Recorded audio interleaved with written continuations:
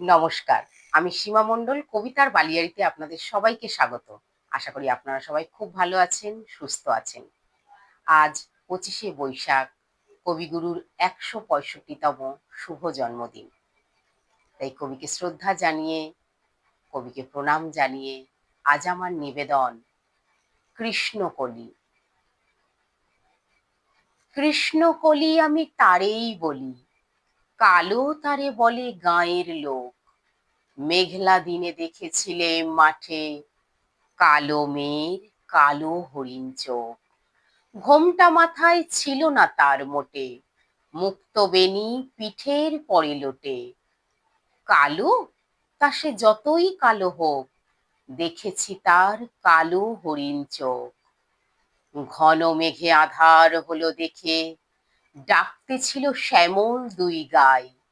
শ্যামা মেয়ে ব্যস্ত ব্যাকুল পদে, কুটির হতে ত্রস্ত এলো তাই। আকাশ পানে হানি যুগল ভুরু, শুনলে বারেক মেঘের গুরু গুরু। কালো, তা সে যতই কালো হোক, দেখেছি তার কালো হরিণ চোখ। পূবে বাতাস এলো হঠাৎ ধেয়ে, ধানের ক্ষেতে খেলিয়ে গেল ঢেউ। আলের ধারে দাঁড়িয়েছিলিম একা, মাঠের মাঝে আর ছিল না কেউ।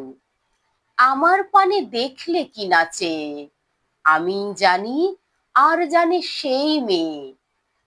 কালো, তা সে যতই কালো হোক, দেখেছি তার কালো হরিণ চোখ।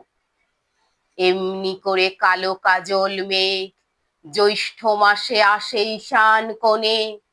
এমনি করে কালো কোমল ছায়া, আষাঢ় মাসে নামে তমাল বনে।